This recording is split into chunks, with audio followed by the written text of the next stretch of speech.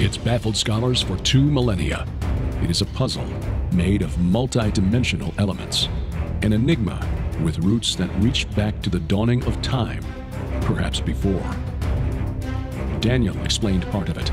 Ezekiel and Isaiah had glimpses into it. John saw it all for the time of the end. That time is now. Join Derek and Sharon Gilbert on a journey that spans the course of history, from Eden to Mount Hermon, from Hermon to Babel, from Babel to Rome, from Rome to the cross, and from there to us. Biblical prophecy is coming true before your eyes, and to understand it, you must discern the times both then and now. It's time to unravel the threads of this all-encompassing prophetic paradox. It's time to unravel Revelation. Welcome to Unraveling Revelation. I'm Derek Gilbert. I am Sharon Gilbert, and we are, you know what? I love doing this. I love doing this and getting to talk to you guys at least twice a week. Well, yes, between this and Sci Friday. And thank you for joining us on this program. We ask you to take advantage of our free app, which not only gets you this program and Sci Friday, it gets you our weekly Bible study, my weekly podcast, plus archives of our podcasts and programs and interviews going all the way back to 2005. You are going to get so sick of us if you download the app. Yeah, but it also gets you an audio Bible with which you can follow along. And so if you're driving or you're doing something where you have to, and you want to hear some scripture, the audio Bible is built into the app. God bless the developers. Nice. And best of all, it bypasses the gatekeepers of big tech. If you're watching this, Christian company. Right. So if you're watching this on YouTube, God bless you. This is a Mars Hill opportunity, but we never know when that opportunity may be taken away. So have at least as a backup our app. You can find it at our website, gilberthouse.org/app. It is free. We've got links to the app stores for the various devices, iOS, Android, even Amazon Kindle Fire phones and tablets, Roku, Apple TV. We're everywhere. And again, it is free to you, and we appreciate you taking advantage of that. We really do. And by the way, if you are watching on YouTube, Mars Hill is just where Paul, the Apostle Paul, preached a message about Yahweh, Jehovah, God Creator, and about Jesus Christ. He spread this message to people who, frankly, didn't know anything about it because they were Gentiles. So we welcome you here, regardless of what your background is, regardless of what your beliefs are. We want you to be excited about learning about, well, frankly, Christianity and the Bible. And Jesus Christ does love you. Amen to that. And what is really exciting is that in this day, thanks to the work of epigraphers and archaeologists and Bible scholars who have made their work freely available through the internet and through publications that we can access on the internet, so much has been confirmed of the biblical narrative. Weird parts of the Bible suddenly make sense as we find that God had a reason for doing everything. Well, it's a little loose, but that's okay. I'd rather have it loose than, clamping onto my ear and causing pain. Anyway, this is what happens when you don't have a producer. You put on your own microphone, and sometimes it just sort of dangles out there in space. Anyway.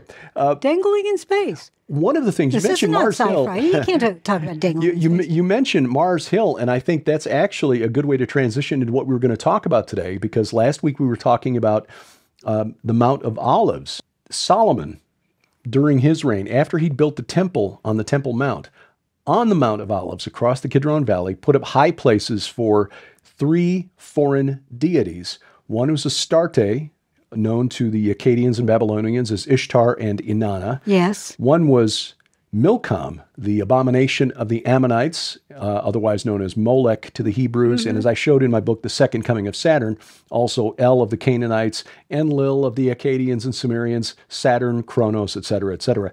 But the third was Chemosh, the chief god of Moab, who was known later to the Greeks as Ares and to the Romans as Mars. Now that's really interesting. The Mount of Olives, in effect, is Mars Hill. Oh, that's... My goodness, I never thought of it that way. By the way, in next week's program, we're going to be discussing Mars as well, but in a different way. Oh, yes, indeed. Well, Solomon is reputed to be, if you're unfamiliar with the Bible, you probably have heard at least about the wisdom of Solomon and the whole thing of saying he's going to cut a baby in half because the two mothers can't agree on whose baby it is. And of course, that causes the real mother to come forward and police say, don't do this. And he seems really, really wise at that point. But he married a lot of women from other countries who brought in new gods. And it was an affront to the true God of Israel. Correct. And yet, wise old Solomon acted like, frankly, a fool. He did. He acted like a pagan, in fact. In 1 Kings 11, beginning at verse 5, we read that Solomon went after Ashtoreth, the goddess of the Sidonians. And that is a pejorative. The Hebrews would change the vowels in the names of foreign deities, like Baal became Bosheth, which means shameful thing. Well, the same thing with Astarte, who is Ashtoreth in the Bible. They changed the vowels to make it an insult. Yeah. So Ashtoreth, the goddess of the Sidonians, and after Milcom, the abomination of the Ammonites. So Solomon did what was evil in the sight of Yahweh and did not wholly follow Yahweh as David his father had done. Then Solomon built a high place for Chemosh, the abomination of Moab. That's the war god of Moab. For Molech, the abomination of the Ammonites. And that's where we get the connection between Milcom and Molech. Again, the Hebrews changing the vowels to make it a pejorative, an insult. On the mountain east of Jerusalem, which is the Mount of Olives. I have to say, for Solomon, again, supposed to be a really wise individual, for him to build a high place, a place of worship, a ritualistic site for foreign gods, but especially for a war god, because he was allowed to build the temple. Yes. Not his father David, because his father David had blood on his hands. He was a man of war. And the son, who was given permission by God Almighty to build a temple, built a pagan site to a war god. Yeah, and no doubt he had married into the royal families of Ammon, Edom, and Moab, the nations to the east of the Jordan River, as well as Sidon, Tyre, probably, the Phoenicians. Hiram or Hiram of Tyre had helped build the temple for Solomon. And of course, the chief deity of Tyre was the god Melkart, which is the Phoenician form of Hercules. But the king of Tyre was the chief priest of Astarte, Ashtoreth. Well, let me just mention that the countries that you've just listed are very jealous of Israel today. To this very day, those countries are trying to prevent Israel from expanding. They're trying their best to remove Israel from that land. The gods of those countries, because you have to go beyond geopolitics into theopolitics and try to see what gods are fighting one another. Right. And also forming little co-ops, little coalitions. Right. Well, as I argued in the second coming of Saturn, Molech, Milcom, or El of the Canaanites, is to be identified with the leader of the rebellion in Genesis chapter 6, the chief of the watchers described in 1 Enoch chapters 1 through 36, the incident very, very briefly described in Genesis chapter 6, verses 1 through 4, the sons of God who saw that the daughters of man were fair and took wives of any they chose. He, I think, is an entity that is perhaps considered by God, or at least at the time was considered by God, more dangerous to humanity than Satan himself. Because this entity, according to Peter and Jude, in 2 Peter 2, verse 4, and following, Jude verses 6 and 7, these rebellious angels from Genesis 6 are now in the abyss, in chains, in gloomy darkness until the final judgment. They're not getting out until Revelation chapter 9, as we've discussed previously. But Satan is still wandering the earth. And in fact, in the book of Revelation, he is leading the end times rebellion. Jesus in Matthew 12 describes Satan as having a kingdom. So this entity was still allowed to interact with and corrupt humanity, while these other entities from the pre-flood era have been chained up in the abyss. Well, let's just take a look at Satan, Hashatan. Another name for him, you believe, and I agree with you, and I think many others do as well, that this is a storm god who claimed the leader of the Watchers from the pre-flood era, someone who is named in the book of First Enoch as Shemihazah. He has lots of other names that you write about in your book, the Second Coming of Saturn. that Satan claims that he is that entity's son, right, and that he is the one who put him into Tartarus. And I think this is what explains the change in the pantheons of the pagans in the ancient world, where you had a sky god who I believe is the fake news pagan version of the God of the Bible, of Yahweh. Because in all of their cosmologies, the sky god representing the heavens is now no longer part of the picture. He's gone off away. Yeah. He's off. And in many of their stories, their origin stories, he's been literally neutered. He's been castrated by the sun, the grain god, Kumarbi to the Hurrians, Kronos to the Greeks, Saturn to the Romans. They used a sickle. Kumarbi used his teeth, which is gross.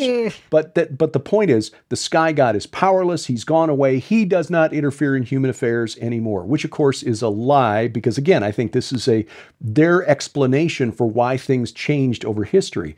But in all of these pantheons, that god who occupied the second slot, Saturn, Kronos, El, Enlil, Kumarbi, wound up in the netherworld, replaced by the storm god who took over as king of the pantheon, which would be Zeus, Jupiter, Baal, Teshub, Marduk.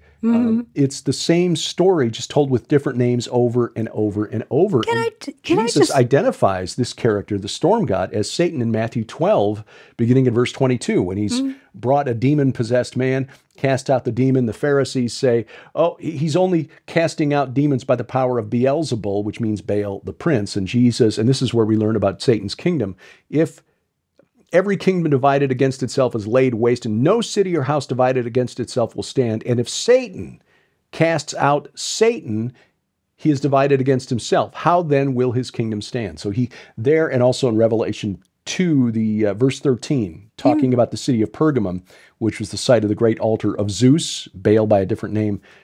He identifies that as the place where Satan dwells, where Satan's seat is located. And he makes it clear that Satan has a kingdom. And can I just say that if Shemihazah, call him what you will, Kronos, Saturn, is in chains in gloomy darkness, I think he still affects what goes on in the world, because the spirits of his children, the Nephilim, the giants, that are now demons, are roaming the world. And I would think that if Satan wants to prepare for war against his dad, and of course they aren't father and son at all, it's a lie. Right, it's a lie. But if he is trying, because let's face it, I don't think Shemihazah likes Satan. He wouldn't, because Satan is lying about him. He's essentially bad-mouthing him. And explaining why he's no longer, why he's in the abyss, why he's in Tartarus. And saying that he is more powerful because he managed to put him in Tartarus. Yes. He being Satan. Right. Zeus, Jupiter, whatever you want to call him. Storm god. He's Thor. Now that's a shocker. He's Thor. Yeah. Those movies are, Chris Hemsworth, great actor. Great actor. Entertaining movies. But bottom line is, as the storm god of the pantheon, Thor is the equivalent of Baal, Zeus, Jupiter, Satan.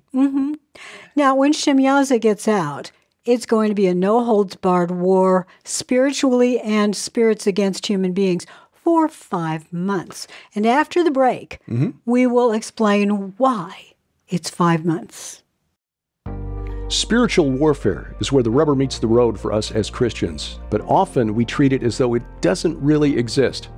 Well, during the month of November, we're tackling this subject head on as we celebrate the release of Sharon's new novel, The Poisoned Pawn, Book 8 in the Red Wing Saga, a series that teaches spiritual warfare through compelling stories featuring characters that you come to know and love.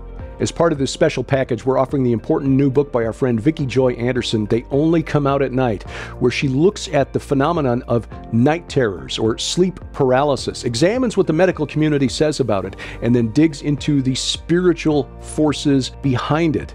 And the good news, that there is a way to make it stop. We're also offering our 2-disc DVD set, Unmasking the Ancient Gods, a series of presentations on spiritual warfare, everything from the UFO phenomenon to Jack the Ripper and spiritual warfare in the 19th century, which is really where the storyline of the Red Wing Saga begins. Bought separately, this package is worth $65, but it's yours for just $35 plus shipping and handling during the month of November only. Our Spiritual Warfare special offer, available only at our online store, gilberthouse.org/store. And as always, we thank you for your prayers and your support. Welcome back to Unraveling Revelation. I'm Derek Gilbert. I am Sharon Gilbert, and we are so delighted that you've chosen to join us once again. And we, as we mentioned at the very top of the program, we are also delighted when you download our app. It just makes things simpler. You can get notifications if you want. And again, you are supporting a Christian company that not only designed the app, they run the app, they keep it going, they make sure it works, and they upload it to all sorts of places, and they keep our videos. They're not going to cancel us, which is great. Yes. But speaking of exciting videos, we're going to be making more videos over in Israel in March of 2023. That's right. And you can join us and be part of it as we explore the Holy Land with our good friend, Messianic Rabbi Zev Porat, who will be joining us. We'll take you to sites that many other tours won't visit, including some sites that are much more exciting to us now than they were even just a few months ago, as we discovered why we think Jesus decided to base his ministry north of the Sea of Galilee. Why did he move from Nazareth to Capernaum and base his ministry there? I mean, the religious establishment in Israel was in Jerusalem. Why not go there? No, it's so exciting. We are going to places next year that we have never been before. We're going to film there, and you can be part of that video if you like. You can get out of the camera or be in, whatever. But we're going for what we've been talking about, Mount of Olives. Derek's got a whole lot of stuff to talk about on the Mount of Olives and on Mount Hermon. So you need to go there with us. We'll go to Gilgal Rephaim and all sorts of amazing archaeological sites. Plus, Zev Porat's going to take us to the real crucifixion site and the real burial. Right. Right. And they're not on the regular tours. I mean, most of the tours will look at the Church of the Holy Sepulchre as the place where Jesus was buried. But no. It was in a tomb in a garden where he was crucified, and that was on the Mount of Olives. Yep. And it looks like a rich man's tomb when you go in there. Yeah. As opposed to the other one. Well, we were talking about the smackdown that's coming from the release of Shemihazah. Yeah. And trying to get his own back. I think if we back to Isaiah 14 and Ezekiel 28, we've talked about this in the past. Yes, we have. So, I don't think repeating is a bad thing. No. But you can go back into our archives, which you can find all of the programs on our app, or if you add it to Roku or Apple TV, all the programs, all the past episodes are there. Find the one that is titled, rather provocatively, Lucifer is not Satan, and we go into this in some detail. And we get some pushback on that. We did. But I think there are good reasons to make that case. I really do. I do. So the character in view in Isaiah 14 and Ezekiel 28, this character who was tossed out of Eden, was not the accuser, was not Satan. He still had access to heaven as late as the time of Job, the time of Zechariah. But this other entity, he was cast down to the abyss. And this is Shemihazah, the leader of that rebellion from Genesis 6. And there is no one named Lucifer in there. No. It's Halel ben Shakar, Lightbringer, son of the morning. But By the way, Halel is really close to the actual name of Superman. It is Kal-El, yes. Yeah. And a scholar by the name of William Gallagher, back in 1992, 30 years ago, wrote a paper in which he showed etymologically the name of Halel in West Semitic, i.e. Hebrew, was actually the way you would transliterate the Akkadian name Enlil, which was the Akkadian form of the Sumerian god Enlil. Oh my goodness. This entity, Enlil, the one who was replaced by Marduk, or El replaced by Baal, or Kronos replaced by Zeus, that's who is in view here in Ezekiel 28 and Isaiah 14. Oh my goodness. If that's Ezekiel 28, as we've discussed in our Bible study, that the Septuagint translation, when he describes all of the precious jewels in his covering, those were the jewels, exactly the same jewels that were part of the ephod, the high priest's garment given to Moses. So it's possible that this entity now in the abyss was the high priest in Eden, and he thought he could take over earth. Basically, the whole point was to take dominion of this creation that God intended for humanity and give it to his hybrid children created by him and his colleagues. Yes, you want to read it? From Isaiah 14 or Ezekiel 28, whichever you want to do. Ezekiel 28, this is the lament over the king of Tyre, which again is just a blind, if you will. I mean, essentially, this was directed at this other entity. You were in Eden, the garden of God. Every precious stone was your covering. Sardius, topaz, and diamond, beryl, onyx, and jasper, sapphire, emerald, and carbuncle, and crafted in gold were your settings and your engravings. But in the Septuagint, there are a couple more jewels mentioned, because you don't have 12 mentioned in the Masoretic text. In the Septuagint, it's every precious stone, carnelian and topaz and emerald and garnet and sapphire and jasper and silver and gold and stone of Liguria and agate and amethyst and topaz and beryl and onyx. And again, when you compare that to the description of the ephod in Exodus, it matches. That's so interesting. Entity, but why would the Masoretes take out 3 of those stones? That I don't know.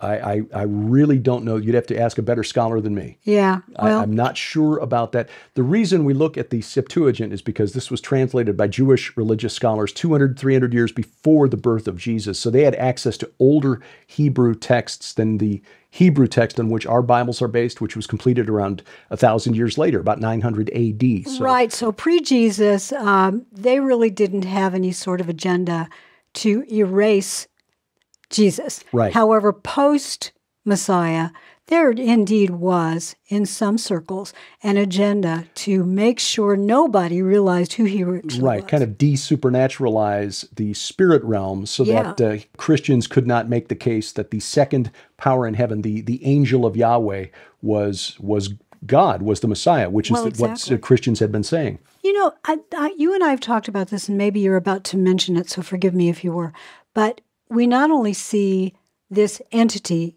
wearing what appears to be, according to the Septuagint, an ephod of some kind, making him perhaps a high priest for the angels. I don't know what that was, but he certainly was not Jesus. He was correct. He had another office. But there's also a passage that we all think you were, the cherub. The anointed guardian cherub. But another translation says... Well, the Septuagint, and this answers one of the questions I had, and this is what led me down this line of research. And you're not the only one. We have other friends who have. Right. If Satan is a Nakash, which is the serpent, and Nakash is used interchangeably a couple places with the seraph, one of the seraphim. A Nakash is a type of being. Serpentine entity, perhaps a reptilian, if you will. Well, yeah. But not all of them are necessarily rebellious. But the point is that they're used interchangeably with seraph. So how can he be one of the seraphim, whose Isaiah describes in Isaiah chapter 6, looking very different from the cherubim that Ezekiel describes in Ezekiel 1 and Ezekiel 10, that look like giant winged bulls with lions. Two different types. Two different types of entities. So how can you be a Nakash and the guardian cherub or cherub? Well, you can't. If we're looking at two different entities, okay, the Nakash is Satan, but the anointed guardian cherub was Shemihazah, i.e. Saturn, Kronos, then you're looking at a separate entity. But the Septuagint also says, I placed you with the cherub in the holy mountain of God. You came to be in the middle of fiery stones. In other words... But that would make sense. You were there with the guardian was another entity altogether. Yeah. But that would make sense. That would mean it could be either Satan or Shemihazah. Well, it could be, and it doesn't even have to mean that the cherub was a rebel. It simply means that as high priest, if that was his office, then he would have access to that holy space. That's the whole purpose of the cherubim, is they warn that this is a holy space. Don't walk past us because you're going to die. Right. They guard the throne of God. And verse 16 in the Septuagint says, the cherub led you out of the middle of the fire of stones. In other words, the cherub ejected this rebel from the garden of God. Oh, now that's really interesting, because let's assume, and again, I don't think you and I have any idea whether or not this is the truth. But if this cherub, this winged bull sort of hybrid creature, was the one that kicked him out, but if he was also Shemihazah, that gives them this sort of hatred of one another from the very beginning. I'm not following you. Well, it puts them in opposition, because the cherub, if the cherub was Shemihazah, and Shemihazah kicked out Satan, Oh, I see what you're saying. Then when Shemihazah is sent down along with the other 199, assuming there really were 200, if he went down with God's blessing to help mankind and then got down there and Satan sort of co-opted him into rebellion. Yes. They've got history. Yeah. I think that Shemihazah, Saturn, Kronos, aspired to take dominion of Earth. He thought that he was all that because he was in the garden. Yes, he was in the garden of God. He was the full of wisdom, perfect in beauty, et cetera, until iniquity was found in him. I think he's the one who gets cast out in Ezekiel 28 and Isaiah 14. Because again, I don't think Satan gets cast out until Revelation 12, which may not have happened until Jesus' birth, or may still be a future event, because Satan still had access to the throne of God in Job and Zechariah. I'm going to ask you a question that some of our viewers may be sort of asking right now. Shemihazah came down with his buddies. Right. After that, he was cast out. I would say yes. Okay. Because after their sin, I think he was cast out. Okay, but we don't know if he was sent down as a loyal angel who rebelled once he got down here, or if he sneaked out with his buddies and said, we're taking dominion. Some of the early church fathers believed that they were sent down to administer God's creation, to protect humanity from Satan, and that Satan led them astray. And I know we're running short on time here. If I'd known we were going this direction, I'd have pulled up that quote so I could bring it up. Yeah, I know. Some of the early church fathers, when you read their writings, it's clear that they understand the origin of demons was this event from Genesis chapter 6, the angels who came down and commingled with humanity. But there's 5 at months. least one of, we promised. Yes, we 5 promised. In Genesis 7 and 8, the amount of time that the ark was on the water, just mentioned twice, is 150 days, which is exactly 5 months in a lunar calendar. And of course, in Revelation 9, that's exactly how much time these entities from the abyss, those angels who sinned in the days of Noah, according to 1 Peter 3, that's how long they get to come out. But they only get to torment those without the seal of God on their forehead. Praise God for that. Yeah. So if now, we, being pre-tribulational believers, we don't believe we're going to be here during this event. But we're not, look, it's going to happen when it happens. So I'm not dogmatic about that. That's just, I'm not saying you have to believe that way. Yeah. We totally, we fellowship with lots of positions on that. But the bottom line is, whoever's here, if they have accepted Jesus Christ as Lord and Savior, will be protected from these entities. So this may be, and this is, again, really speculation. Sorry to bring this up in the last 30 seconds of the program. What if Revelation 9 describes a civil war between the fallen for control over what happens in the last days? You're going where I am, because that's exactly what I think may be going on there. So we'll talk a little more about that next week and explain why Mars Hill on the Mount of Olives makes a whole lot of sense. So don't miss it. Yeah, we're getting kind of far afield, but that's what we do. Bible's so exciting. Next time on Unraveling Revelation. Unraveling Revelation is a viewer-supported outreach of Gilbert House Ministries. We'd love to hear from you. Contact us through our websites or drop us a line at P.O. Box 78, Crane, Missouri 65633.